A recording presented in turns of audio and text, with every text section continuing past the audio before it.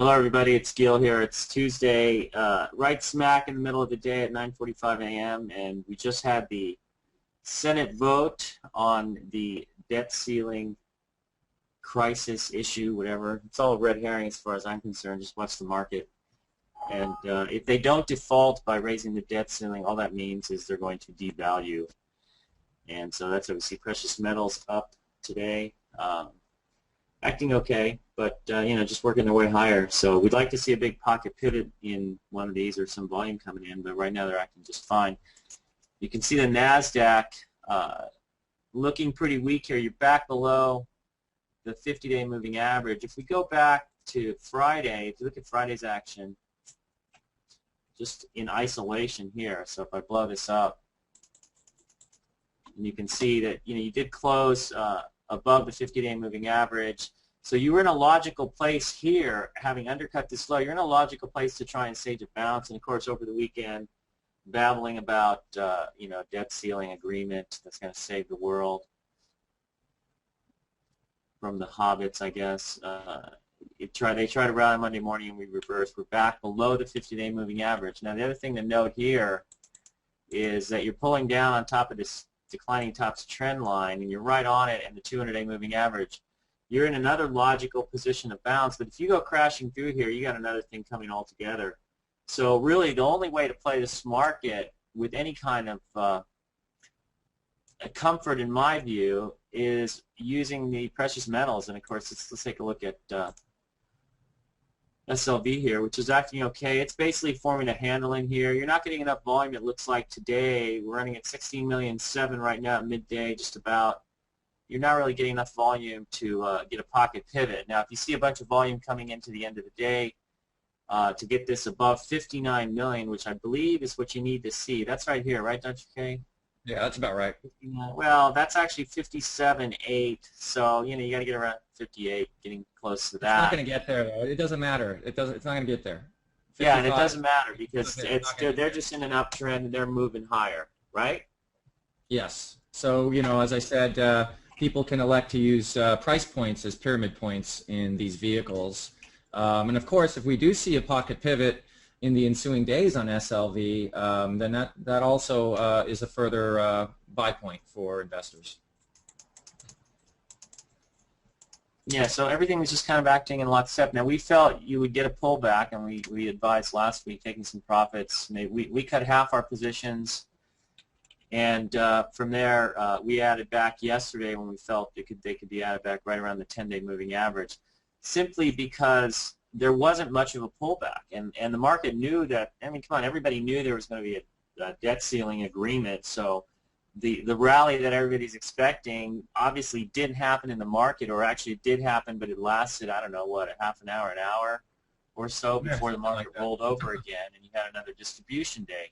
So the pullback in the metals, conversely, never really happened. So it's not happening right now, and the GLD is hitting 160 as I speak. So you're seeing this pattern that we were looking for. Essentially, the whole debt ceiling issue is just a red herring that masks all the underlying problems that are going on for the market. Number one, the economy continues to slow down. And number two, this incessant borrowing and spending. So you're in a screwed up world. You're in an Orwellian world when you have government officials, namely the Democrats, calling anybody who is simply trying to lower the rate of growth and spending, not necessarily spending itself, but anybody who's trying to lower the rate of growth of that spending is considered a radical, a hobbit, a Nazi, whatever other, what were the other, Satan, I heard that was one term.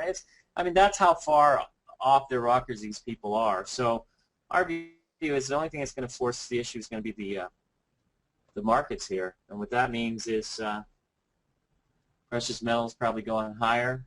So we're holding tight. Now, our method on the SLV and GLD is to just add every certain percentage up. And if you're looking to add on a pocket pivot, you can wait. It doesn't look like it's going to happen today, so we wouldn't expect it, but it might happen in the coming days, and so we would watch that. But for the most part, if you look at silver on a 5-minute on the SLV, most of its volume tends to occur in the first part of the day, and then it tends to trail off. But you are seeing some upside spikes in here So this is looking okay on an intraday basis, but it doesn't look like you'll get there. But you don't have to. You're just in an uptrend, and basically we're looking at the SLV in terms of the GLD. So we're watching the GLD as our kind of our guide, and as long as that continues to act well and hold up well above the 50-day moving average, which now coincides roughly with the 151.86 breakout point here. It's catching up, so you're getting a nice trailing stop here that's getting closer to your original entry point, and as that comes up, you got all the moving averages moving up with the GLD. That helps you out, I think. So that's really what we're looking at. You're going to play this using the SLV and the GLD. As far as individual stocks go, well, let's look at a couple of things first. I noticed the French or the Swiss franc is going into a parabolic move. So this could start to be moving up sharply. And when I was on TV last week, I guess around here, I pointed out that I thought you could buy the French or the Swiss franc, and of course it's going higher. But notice how it's starting to rush, and we think that's telling you something. This is a clue regarding what's happening with the markets and the fact that money is seeking a safe haven in gold, in silver, and in foreign currencies like the Swiss franc, which, Dr. K, is the Swiss franc, would you call it sound money? Yeah, it's the most stable currency out there, it could be argued, and therefore you're seeing a flight to quality exhibited in the Swiss franc, and thus what we're seeing is potentially, well, I think it's too soon, but it looks to me like it's the beginning of a parabolic rise in the Swiss franc. Of course, currencies rarely ever do such things unless you're in dire times or you're getting hyperinflationary conditions. I don't think we're there yet, but that's what the chart's showing us right now.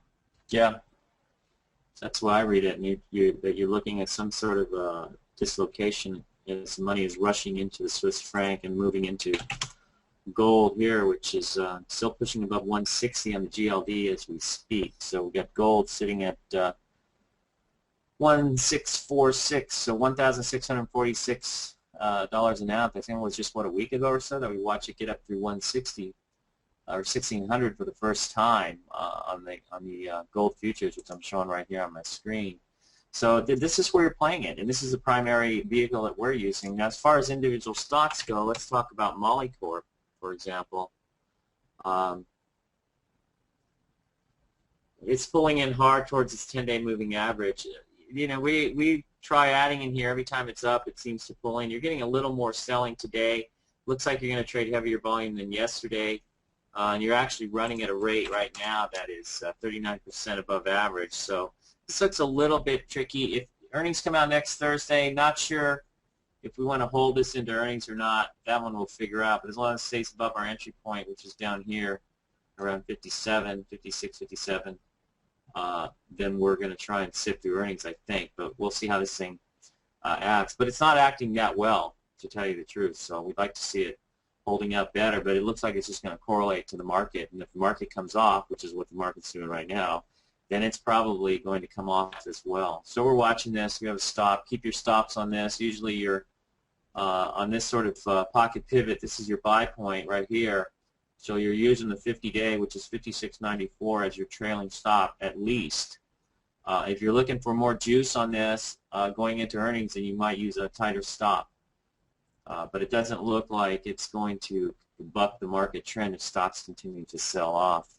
So I really think that's the main issue for Molycorp. LinkedIn, and we still have a little position in MCP, about 10%. We also have a little position, about 10%, in LinkedIn. And it tried to break out last week on Thursday. And, of course, that failed. But, see, the thing here is this is probably premature. You have 1 week here, so you weren't even into the second week of a handle yet. You're barely 1.5 weeks in the handle before it tries to come out. So that's probably premature, and you probably have overhead that comes into play on the left side here, which was the first day of trading where you had a lot of nutty people trying to buy it at 120. That was really a function of greed right there. There it is right on the chart for you, because that thing just came straight down off the 60 level. The low here was 60 and 14 cents. You rally all the way back up to 110. You're almost doubling from there. And so it probably needs more time. So this is probably premature. We'll see what the earnings look like on Thursday. But you know, whether you want to hold something like that into earnings is really up to you and how much risk you're willing to take. My guess is they may show a better number than people are thinking, mainly because of the unemployment situation, and they are adding functionality on their site that helps people find jobs. So as we're sitting here watching the market sell off pretty sharply, you're seeing the Dow now breaking the 200-day moving average. We're now seeing the S&P failing to hold at the 200-day moving average. So to me, it looks like you're heading lower with stocks. So I'm not a fan of stocks here. In fact, starting to look at the short side, but that's a little bit tricky too. At least it might be starting to gel a little bit more here. So I don't know. We'll see. Let me take a look at a couple of names here. One thing I'm shorting here actually on this bounce off the 200-day line is SOHU Sohu. This might be a low cup with handle type of formation. I don't know, but it broke hard yesterday, I believe, on earnings. Let me double check that. Yeah, they had 26% earnings. So the stock broke hard. It bounced once off the 200-day moving average, so I'm not averse to hitting something like that on the short side here. It's a little bit tricky. We'll see if it even works. But for now, you know, that might be something to play using the high of today as a stop. It could bounce a little more and then roll over, but that looks pretty weak to me. It reminds me a little bit of Cena when it did this, and you had a one-day bounce off the 65-day exponential, and then it just blew apart. So here you got Sohu doing that. But other than that, you know, the short side, it's really tough to come in here and say, yeah, get short everything, because a lot of these things have already come down. I think F5 is a decent short sale target. You know, we've looked at that as being head and shoulders, and you got a bunch of right shoulders, so maybe now it's finally going to break support here. It's hovering around here, but it doesn't really seem to want to give way. You know, another one that we looked at, and I think I pointed this one out last week, was Aruba Networks. And of course, now that thing looks like it's trying to break support here. I don't know if you got another rally here. It's just going to bust from here. If you try to short any of these, you have to keep a pretty reasonable stop on them because they are at support levels. But you know, this market is very screwy, and it's very much, in my view, in play either way. I mean, you saw what happened yesterday. We started down triple digits. We had a gap up strong, and then we went down triple digits, and then we ended up mostly unchanged on most of the indexes. So it just tells you what kind of a bizarre environment you're looking at right now. So it's kind of dangerous both ways, but you are seeing something start to set up. Open table looks to me like here's your left shoulder, here's a head, and here's your right shoulder, and here's your neckline. So it looks like it's ready to break down. Again, it could always bounce up into the 10-week or the 50-day moving average around 78, so I'd watch for that. But these are tricky. You can try and test them out short here with the idea that you're going to cover on the 10-day, which is trailing into the downside just to keep a tight stop. Doesn't mean you won't get faked out, but you're just kind of breaking below support here, and you're not able to rally back above it. So you could assume that if you shorted it here, if it can't get back above, say, this level here, which are these lows, or the 10-day moving average, then it may still work out. But that might be your quick stop if it tries to undercut and rally, which is always a possibility. But I'm thinking this market's pretty weak, so you can take a couple little shots and not guarantee that you're going to make money. I'm trying to do that with Sohu right now. We'll see if that actually pans out. But, I'm not looking to make 1 or 2 points. If something like, Sohu breaks down from here, I'm hoping to see this thing crash down to the lows at 65. So that's really what you're playing for. You're doing that with any of these things you're trying to short. Some other stocks that have looked pretty weak recently, let's see, cat looking like a dog. That was a joke there, everybody. Thank you, Dr. J. You got to do the Ed McMahon thing when I make a loud joke. But cat looks like it's ready to break the turn today. You want to short it? You short it here, use the high today as your stop, or you use the 50-day at 103.18. You got about 4% there. Is it going to break down? Maybe so. I don't know. It's you try to have get a breakout going in here, it doesn't happen. So now this thing's coming off. If the Dow keeps coming off, this thing's going to go lower. Another one I've been looking at is Boeing. And Boeing here runs into resistance at the 200-day. Now it's undercutting this low. I don't know if it's going to rally from here, but to me this thing looks like it wants to go lower. I don't know if you call that a head and shoulders. It's not a big leading stock, so it's not something I would necessarily, be looking to go after, but you can definitely see how weak this is, and it's potentially shortable, but it's not a big leader here, so it's not really one that you would expect to break down. But my sense here is that we're getting into a very weak phase in the market here, and a lot of these could continue lower. I'm just going to run through a bunch of names I'm looking at. Even Altera, holding a 200-day, starting to break. My view is maybe this could do something like Oracle does. It takes a while, maybe sooner, along the 200-day. Notice how Oracle does after a while, and then finally it breaks down. And Altera is kind of doing the same thing. But you know, if you look at, say, the SOXL, which is a 2X semiconductor SOX index, then you can see this. These semiconductors are weak, and they're breaking support. So that probably means that you've got, no, that's not the right one. I think it's CLAC, not CLIck. Yeah, there you go. So maybe some of these like KLAC 10 core looking weak and starting to break down, maybe setting for 38 and get a break there. NTAP is another one that we've looked at the past, and you see that it had this pocket pivot and just rolled over, and it's breaking down. I don't think any of these really are in great shortable position, but there are names I'm watching if we got some kind of a bounce in the market. But even then, that's not all that clear. And I think the cleanest thing to play, again, and we're just going to reiterate this till we're blue in the face, are just playing the metals. That's kind of what we're doing now. We got little positions over here in MCP and LNKD linked in, but excuse me, but nothing really going on there. So that's really how we're working this right now. So some questions I want to go through. A couple other things. So notice how bonds are acting strongly, and you got to wonder what that means. So you got the Swiss franc running, gold and silver running. People are moving into bonds. Does that mean they expect stocks to get raked here? I don't know. But that's interesting that you're seeing treasuries rallying.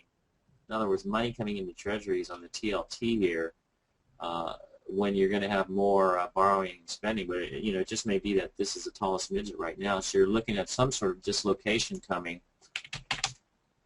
and part of that is you know, the clue there is the Swiss franc starting to go into parabolic mode. So something's up here. We'll see how this pans out. But for our money right now, we're just playing with the precious metals. Somebody asks a question here. There's an article on IBD, page 813, about the congressional effect by Eric Singer.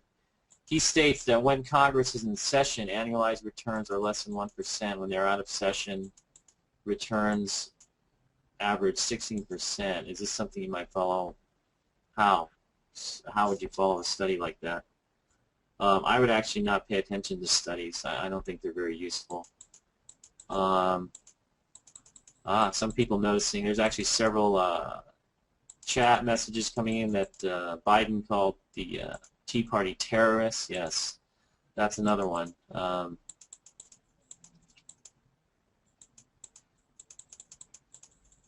Since the euro crisis is, Dr. K, you can feel free to chime in here. Since the euro crisis is now reaching the core countries, what euro ETF do you watch to check for the start of a euro collapse? Isn't the Swiss franc overvalued? I don't know. If the euro continues lower, then maybe it's not. What's your take, Dr. K? Yeah, I mean, the Swiss franc is considered the tallest midget, and so that's a good one to keep an eye on, of course. And there's also a correlation between the Swiss franc and the performance of gold, so it's worth keeping an eye on for that reason as well. Yeah, so I think you'd watch that. Do you want to short the euro, the FXE? Maybe you could short the euro, but that's, you know, watch the euro. But we're not, you know, we don't really get into watching too much of this stuff. And here's another question. There's a lot of, keep in mind, there's a lot of currency, well, cross currency that can affect which way a currency goes. So that's why I found over time that watching currencies just adds so many layers of confusion to my analysis. And when I'm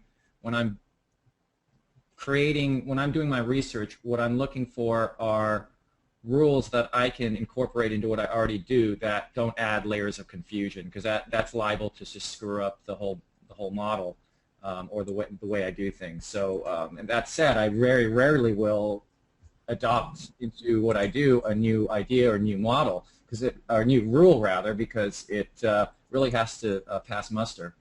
And currencies have never really, in my view, shown enough light into these dark corridors to make them to make the full analysis of them worthwhile. But that said, you do get pockets like the Swiss franc right now, which is indicative of the situation that the world's in, and there is that correlation factor with gold. So it is worth keeping an eye on. Okay, we got a bunch of questions here. I like this one. The Nasdaq just hit the 200-day and seems to be holding. Would you dare to buy an index ETF? What does that mean? What kind of index ETF? You mean just kind of close your eyes and buy a long ETF thinking it's going to bounce up the 200-day? No. I would also keep in mind that the Dow is right at the 200-day, but the S&P 500 has undercut the 200-day. The Russell 2000 has undercut the 200-day. We have a number of averages that are not looking good with respect to the 200-day. So just because one average is at the 200-day, such as the Nasdaq, is not enough reason for you to go in and start buying, say, the Qs. Okay, so let's see here. With the Nasdaq and the S&P 500 down 6 to 7 days with increasing recent volume and distribution and leaders being hit, what will it take to move the market direction to a sell signal? Essentially, further price pressure, selling pressure on the market averages and leading stocks. And I might add that the model is getting quite close to a switch, meaning I wouldn't be surprised to see it switch to a sell signal today or tomorrow. It wouldn't surprise me. So we're that close right now. Yeah. Unless now we the one thing get a bounce recovery somehow later today. But if this selling persists, I would imagine it's going to be switching within the next day or so. Well, and one thing to note also is that if the market does start to sell off real hard, like say late 2008, back in 2008 when the market came off hard, precious metals did come down as well. So you are going to put pressure on the market in terms of margin calls or people having to raise liquidity. And sure, the SLB and the GLD and gold and silver and everything else all become fungible in the sense that people will sell down some of these positions perhaps to raise liquidity if the markets get very bad. So that's your one risk. But how do you get around that? Do you try and anticipate it? No, you just stick to your stops. So we're going to stick to our stops. So if you want to see how this is going to be handled in real time on a slow, methodical basis without trying to second guess things, without trying to predict things. I mean, if you had predicted that the market was going to rally 300 points yesterday, you would have been slapped around pretty good. So you can think through all these scenarios all you want, but it's just a waste of time. Just watch what the market's doing and stick to your stocks. So, yeah, the metals could come off if the market comes off seriously, and then they could not. They might counter trend. So the only way you're going to know to get out is when you have a violation of your stop, and that's all you can go by. So if you watch the Follow the Stock Portfolio Simulator, right now, the way he's got it rigged up in his account is he's got 25% in gold, GLD, and 25% in SLV. If the SLV hits 36.71, which is his entry point, he's selling half the SLV. If the GLD hits 151.86, he's going to sell half of that and then use a 50-day for the other half on both the SLV and the GLD.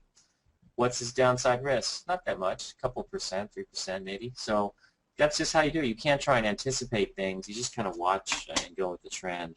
A lot of times you do that, you just get yourself in trouble. Somebody notes that Open Table today will have earnings coming out. They're probably going to get creamed on that. What is your technique? Here's one for you, Dr. K. What is your technique for buying a stock that breaks out or has a pocket pivot a few days before earnings? Is there any tell that you have seen in the past that can raise the probability of the stock going up after earnings? My short answer there is no. Dr. K? Well, my full answer would be that in this market environment, it's really, a matter of roulette. And there's just too many, I see too much evidence where you see a tell in the price volume action and yet the stock still gaps down. Yeah. But I think that's also a function of the type of market environment we're in, which is, again, we're very unprecedented territory. Now, if things, and they should, get back to some sense of normality, and that, maybe we're a year away from that, who knows. But then at that point, there are tells, certainly. I mean, in the last 10 years, I've used, well, I should say since 2005, when I started using the pocket pivot concept. That's when I was doing the research, full research on it, and started trading using it. I was starting to hit a number of gap ups every year in my trading account simply because there were tells before the earnings came out, and I would buy it, and sure enough, the stock would gap up. And prior to that, say in the 90s, as good as the markets were, if I hit one gap up stock in a year, and when I say gap up, I mean a stock that gaps up at least 10 to 15% on earnings or something, then I was way ahead of my average because I generally wouldn't hit gap ups. But from 2005 onward, I was hitting typically between, I'd say, 3 to 4 every year up until 2008. 2008 was not a good year for stocks on the upside. So 2005 to 2007. So yeah, the odds are with you in more normal conditions. This is not one of them. Nope.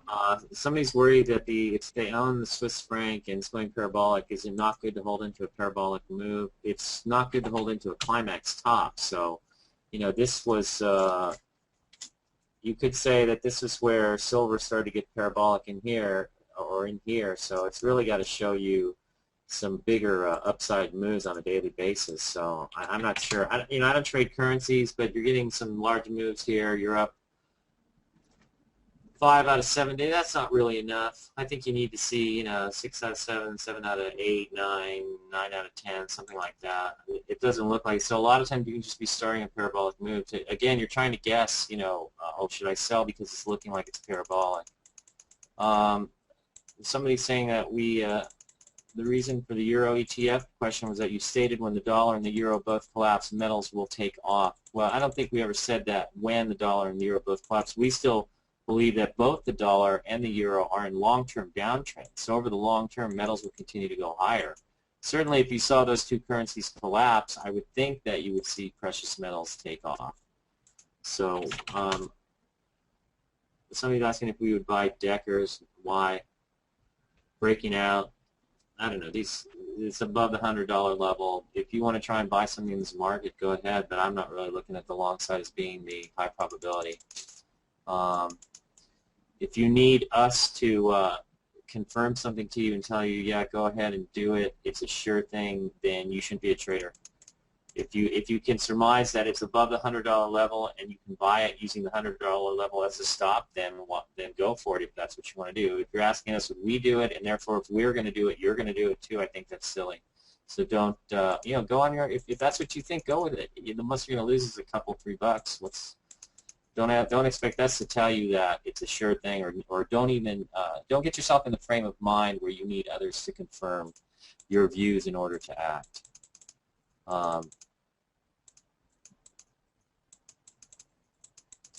Somebody's saying if you have a 10% correction in the market, isn't it a 10% correction is good to buy into unless one has deflation, very high P's, or very high inflation? I don't think so. I mean, I only buy a 10% correction if it's followed by a follow-through day. If you don't have a follow-through day after the market tries to form a bottom, I'm not buying. So just blindly buying a falling knife or catching a falling knife doesn't strike me as a very sound rule to operate with. It just seems like you're just going to stick your hand out and see if you can catch a falling knife. Yeah, trying to pick bottoms or tops is extremely expensive, and I think there's a famous quote from Jesse Livermore just on that point. Yeah. So wait for the market to stabilize. Is CEF better than gold or silver? I don't know. It acts more like silver here than gold. It's kind of in between. I don't think it's better. It's just another vehicle. Any other miners worth considering after AG? No, I like AG. I think if you're going to buy it, you got to buy it on this pullback when it's real quiet here. But again, we'd rather own the miners. Owning AG is like owning AGQ in terms of volatility. But I think AGQ is a little more coherent in here. But AG is just building a handle, so I mean it looks okay. But we prefer the metals themselves. So, which reverse ETF would you buy with a sell signal? Well, if we get a sell signal, that'll be included in the email that goes out. Would you use options to short stocks in order to limit risk? I don't, but I suppose you could, but I really couldn't tell you how to do it. A lot of times options have, when you start getting into a sharply downside market, the premiums rise, or volatility premium rises. And I've actually had situations. There was actually one period in 97 I was short the market using options in late October '97, and the market broke down 500 points, and everything I had doubled overnight. And then the next day, when the market bottomed off the lows, all of those profits disappeared, even though a lot of the stocks were still lower than they were when I had originally bought those put options. So what happened is all the volatility in them was I guess squeezed out when they rallied back up, and I lost a lot of profits that way. So I don't mess with them. If I think something's going down, I just short the stock. HLF, somebody wants us to talk about it. I mean, buying viable gap ups in a downtrending market that, for all ostensible purposes, is in a correction. They're going to have less probability of success, just like buying a breakout in an environment like this. So that's really the story. Now, we're going to put those out because objectively that's what's happening, so you have to assess it within the context of the market. But if we objectively see a pocket pivot or we objectively see a viable gap up, then we're simply going to put that out and let you decide what you're going to do. But overall, our view is look at the model. The model's not neutral. So is the model giving you a strong confirmation that the market is in an uptrend and you should be buying stocks? No, not really.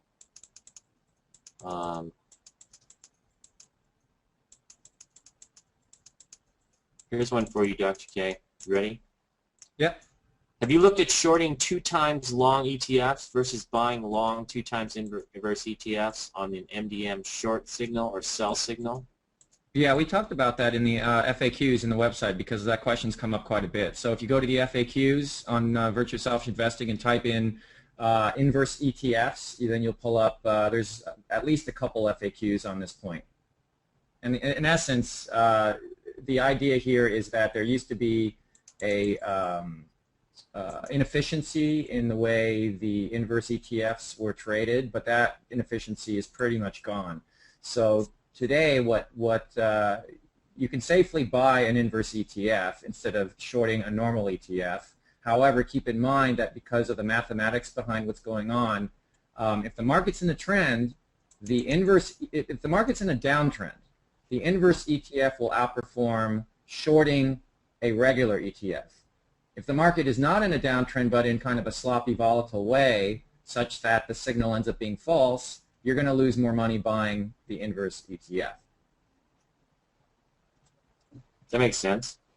Are you looking at other precious metals such as palladium? No. I mean, I bought a second backup wedding ring out of palladium a few months ago when I lost my primary wedding ring. But of course, as soon as I bought the palladium wedding ring, I found the one I lost. It usually works that way. But no, other than that, I haven't been looking at palladium or any other metals. I do own platinum, so in physical form, but that's down at $500 an ounce. I bought that about a decade ago, so that's still working. But no, not really. Silver and gold's really all you need to play this. Also, remember, silver and gold have historical roles as alternative currencies or as money, so there's that. People talk about platinum, palladium, rhodium. I think you can actually buy a rhodium sponge, which I'm not quite sure what that is, but maybe somebody out there does. You can buy that through Kitco, and that's a hard asset. You could buy cigarettes. I don't know if you buy Philip Morris. It's holding up today, but cigarettes are a very useful alternative currency. Our PRISM system in the United States has proven that, and maybe that's what works as an alternative currency in addition to all the precious metals. So here's one for you, Dr. K. How do you keep your emotions in check and the urge to take quick profits? Today I sold my AGQ. I just could not hold myself. Did you do that before?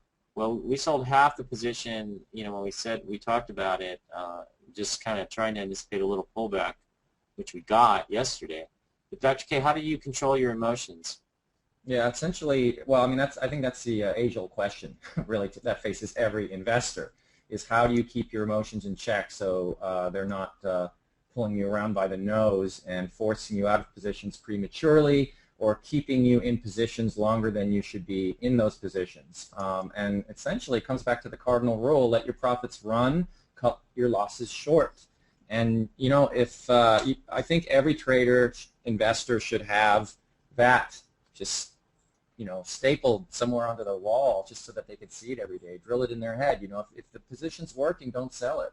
Unless it's a climax top, that's a whole different animal altogether. But if the position's working, then you have no business in selling it. I would look to be adding to your position rather than selling it. Now, of course, you're top heavy. If 130% of your account is now in the stock that's done so well, and that's making you very nervous, then there's nothing wrong with scaling it back. And then you can take that money and you can put it into something else. Yeah. And I guess from a very long time ago, from the 90s or very early 90s, I studied a lot, enough charts even back then to see that trends are what make all the difference in a trading account, not the little wiggles. So I was always going for the home run. Every year I'm going for if I can get one Grand Slam home run or two in every year, then I'm going to hit 100% return in that year. So that is so reinforced in my brain that if a stock is doing well, the last thing I ever think to do is sell it. Because I just remember, from all the years I've been trading, that is what makes the difference. That stock that went from, say, $40 to $110 a share might go to $200. You don't know. So until it's showing signs of breaking down, hang on to it. Until it violates my sell rules, I'm more likely to hang on to the stock.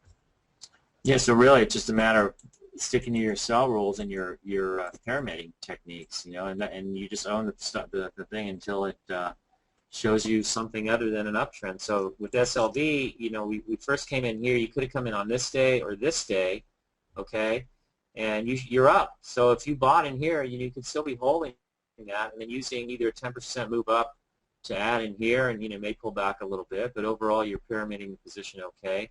You got the 50 days starting to rise now, and it's coming up to 36.17. So, about 10% lower, a little bit less than that from here. So, what's your downside based on whatever your position is? That should all be within reasonable parameters or levels. If you're in here, because you already have a profit in here now, so you should be able to ride that if that's what your intention is, and it's acting okay. Yeah, so, if you pull up the AGQ. I started scaling into the AGQ, and so because my average cost is lower than where it opened today, I was able to double my position at today's open without really any concern. Of course, I know exactly where I'm going to be getting out of my position, but knowing that I have that kind of profit cushion, I have no fear in saying, okay, I think the fundamentals are on our side on the precious metals. I'm just going to double up here. Yeah. Here's a question. Have you ever had trouble with revenge trades? How would you recommend handling the temptation? Oh, when you do it, slap yourself silly or beat your head against the wall. But I just wouldn't do it. I know that temptation when I was first trading.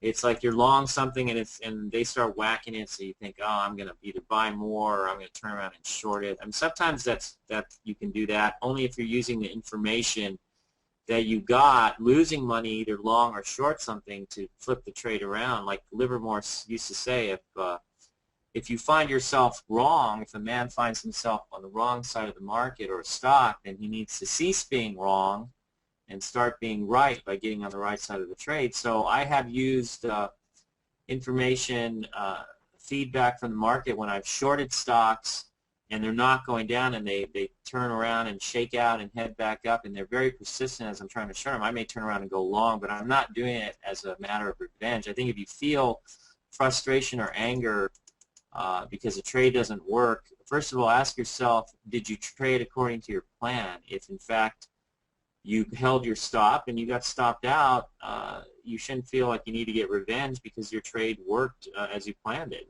In other words, you were stopped out at the point that you had decided you would be stopped out. So I think basically to avoid that feeling is to operate with a plan and have a clear stop out level. And if you're stopped out, you're stopped out. You're not trying to catch small moves, 5% moves. We're not really trying to catch that a few points either way. You're trying to catch a trend that's going to develop over several weeks, several months, rarely several years, at least in my experience. I think Dr. K probably the same thing. Probably several months is the longest trend that we've held through.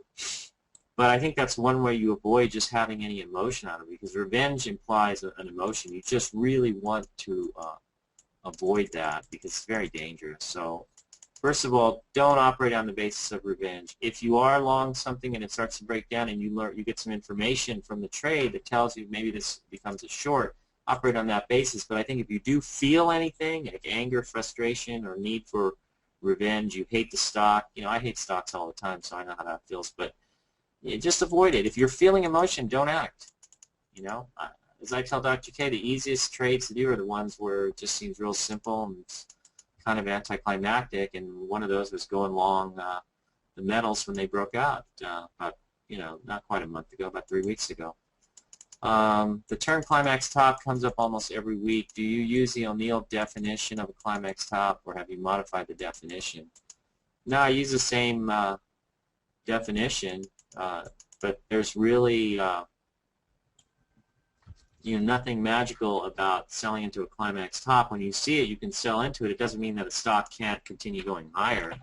But a lot of times, if you've had a long run, then you can get a move like this. It looks like a climax top, and you sell into this. It turns around, breaks out, and goes higher. Now, this really is a climax top, I think. But, it's not a 100% certainty type rule. So we still operate according to that. But, if you had a stock for a long time and it's had a 6, 7, 8 month run, but, just like this, for example, silver, you can kind of assess this pretty easily. Let me blow this up.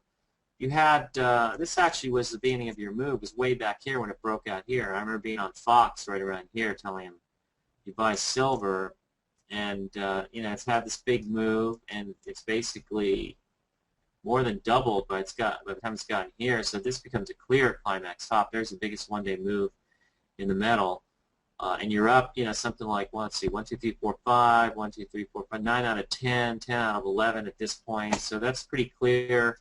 The rule works, I think, for the most part. If you do, if the stock does turn around on you after selling into climax top, that can happen, but you should have been in there making big money. Dr. K, where's your list of sell rules to hold those winners? Sorry, what's that? My list of sell rules? rules? Where's your list of sell rules to help you hold those winners?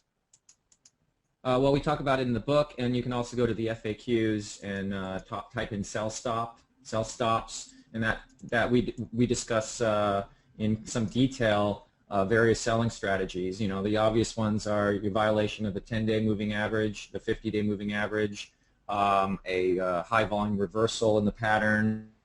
Also, it's contextual. In other words, if I have a basket of stocks and the market is actually doing well and is in an uptrend, I'm then looking to sell those stocks that are not keeping up with the market. Obviously, I want a portfolio that's a high-octane portfolio, so I'm going to be able to completely outperform an uptrending market. So I'm always looking to pick off those stocks that are just breaking out, just pocket pivoting, and then what I'll do intraday is if we're in a good market environment, a strong one, I might be fully maxed out. I may be 200% long the market. So as I buy a new stock, I have to sell off the weakest one so that I can bring my account back under 200%.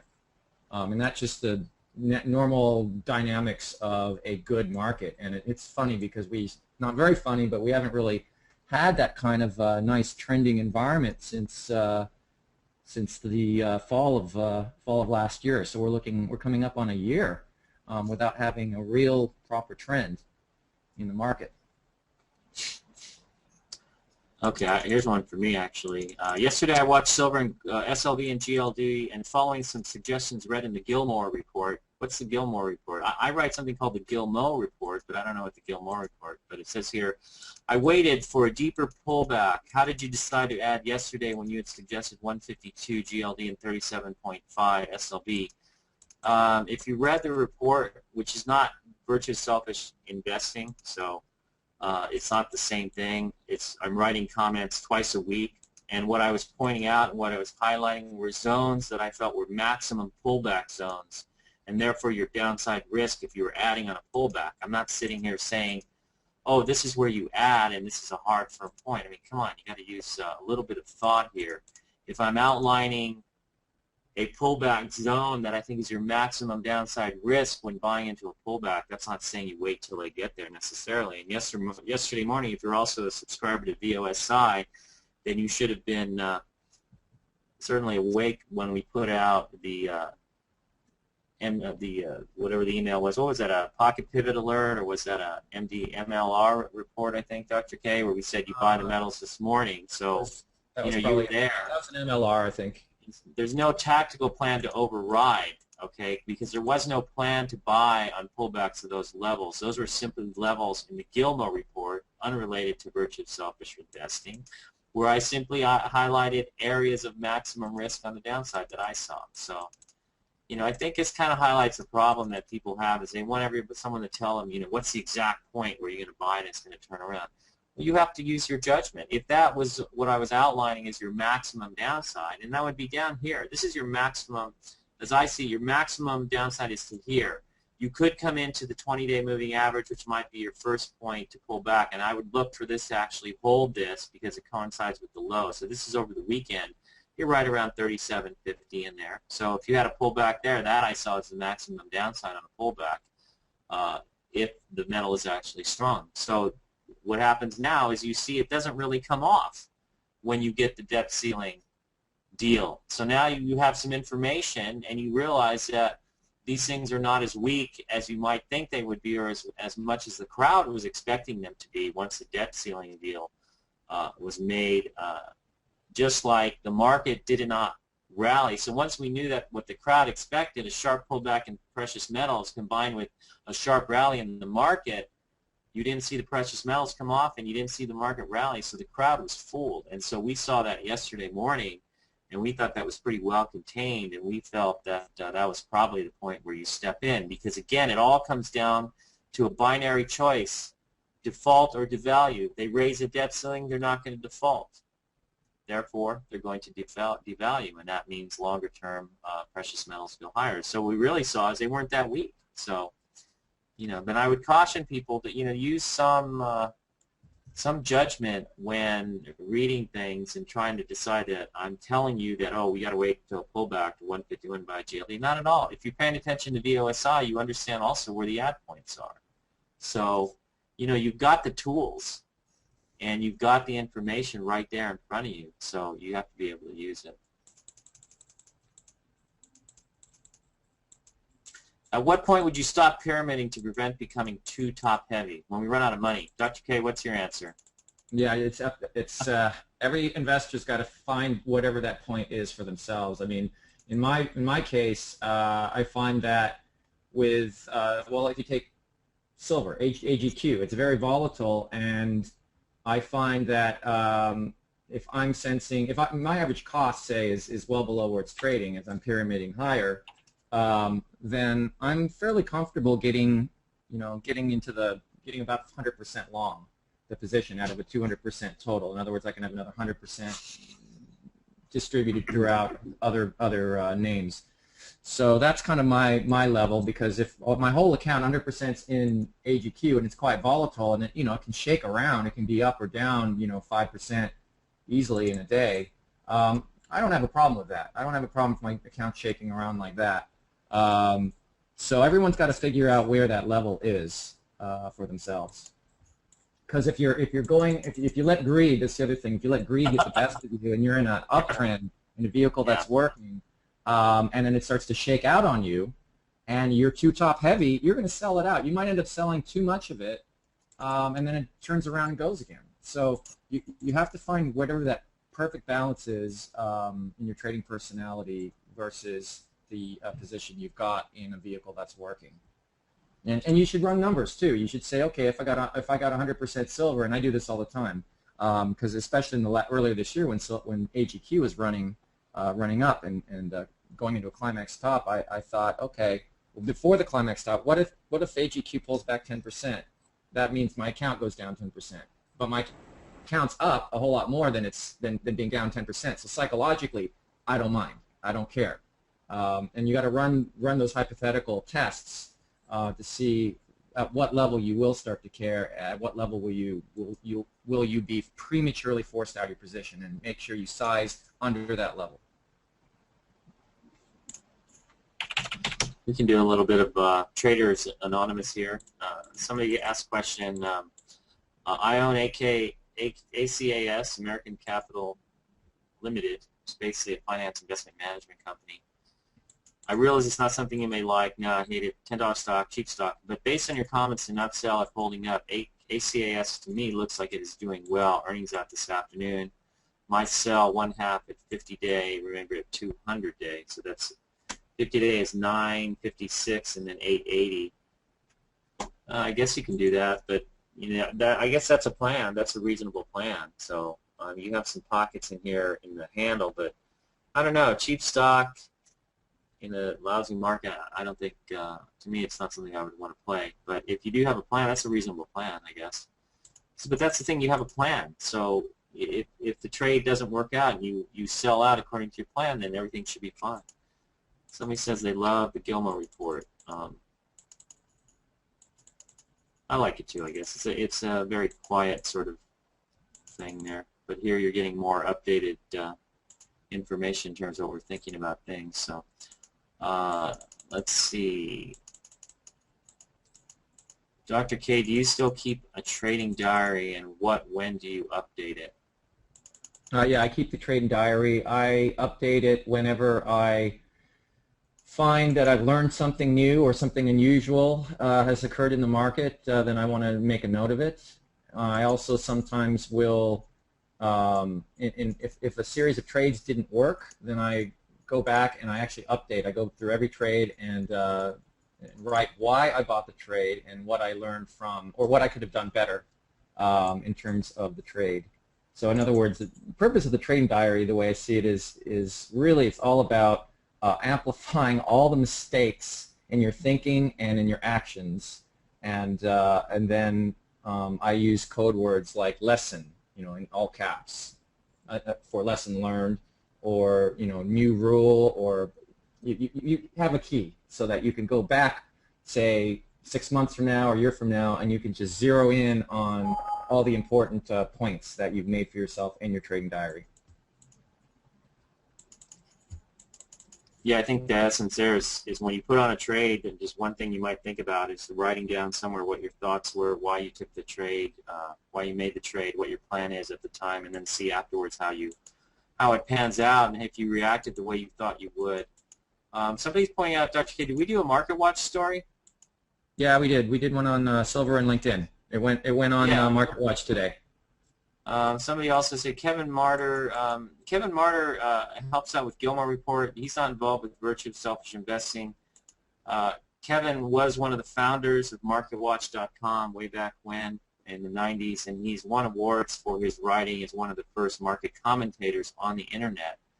But Kevin writes his own piece independently of me and independently of anything on VOSI, since it's not the same group of people. But I guess Kevin writes a decent piece, and it goes up there. They've asked for him to contribute more often. So Kevin Martyr is not us or me.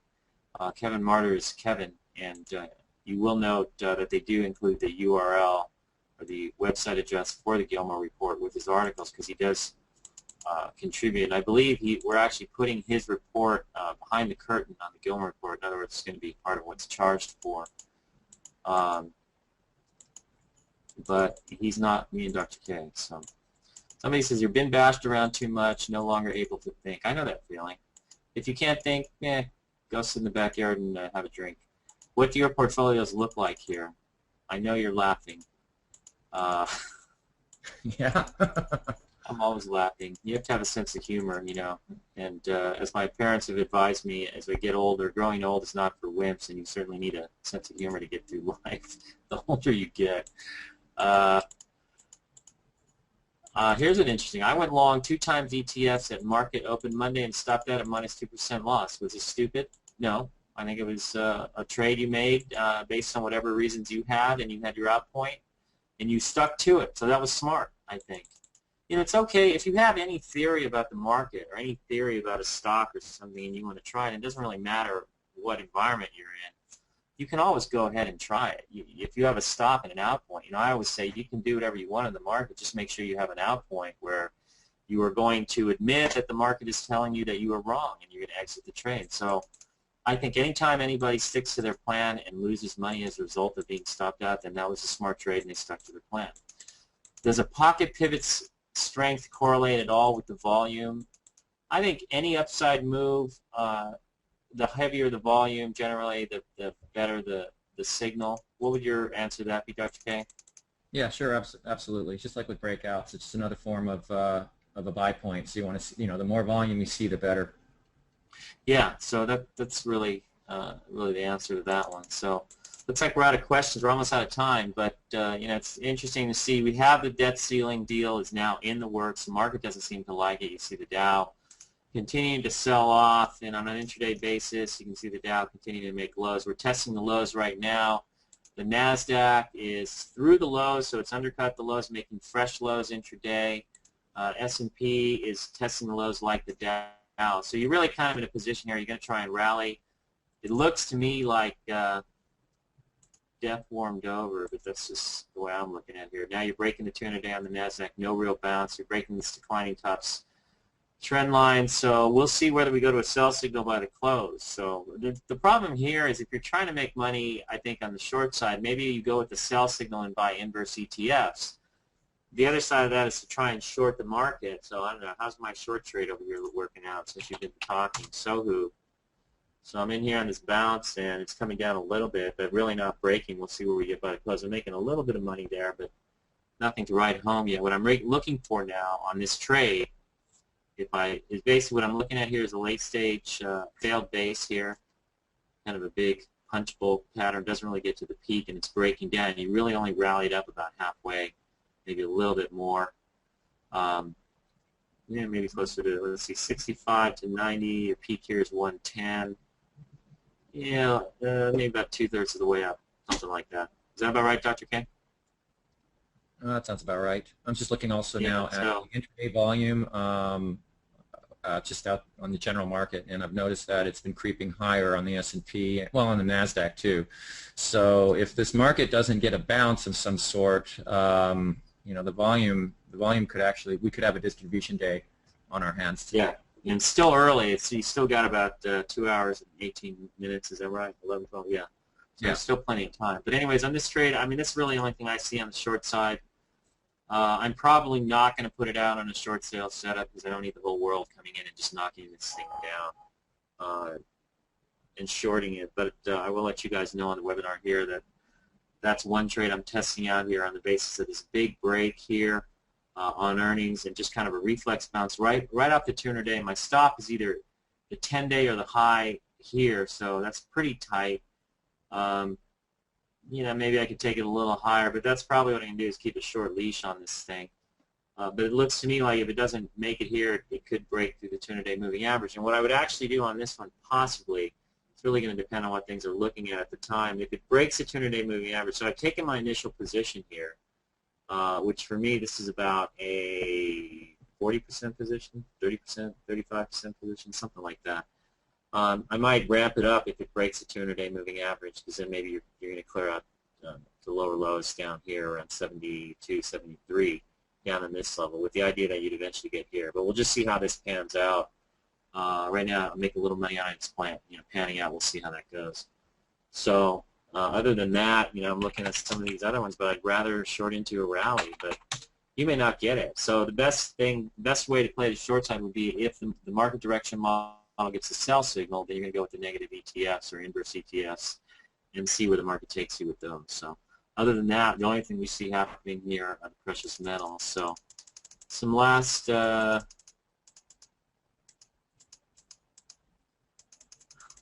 question.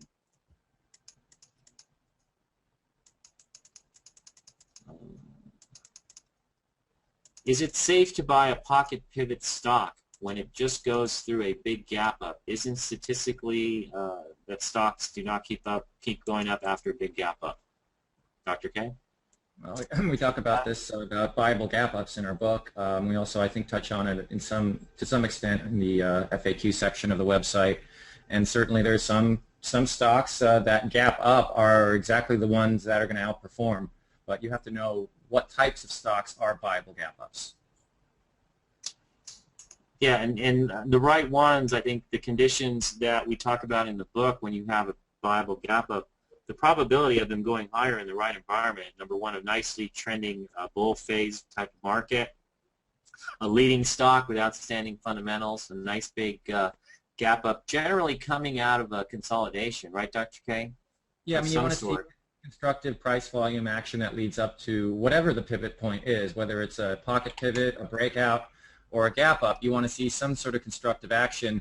Now, again, it's contextual because let's say the action wasn't quite so constructive, but then the stock has a 30% gap up on a massive news announcement that, say it's a drug discovery that's been approved, and you could buy that. You could buy into that and use the low of that gap up day as your stop. So in other words, you're not risking 10% even. You might be risking 7% or 6% on the trade, and it might be very well worth doing. You could also take a look and see what the stock does after the gap up point. Some stocks will go tight and then go from there. So that actually gives you a secondary buy point into that kind of pattern.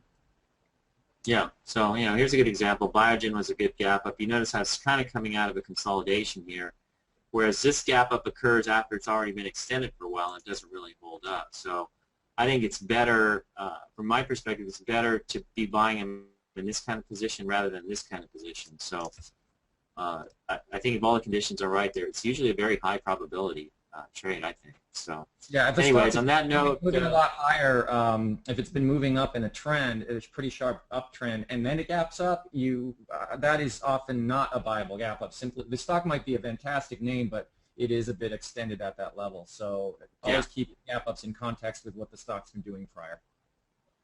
Yeah. So on that note, I think we're done for today. So just, we'll see how this goes, but it looks like the market's looking pretty ugly. Don't really care much for stocks, so we won't be playing heavy there. We like the precious metals, and we're holding there. Waiting for a sell signal in the market direction model to perhaps initiate some inverse ETF positions. Meanwhile, I'm watching the short side closely, but I'm not comfortable coming in here just yet outside of what I showed you in this webinar. Okay, everybody, thanks for showing up. We actually had record attendance today.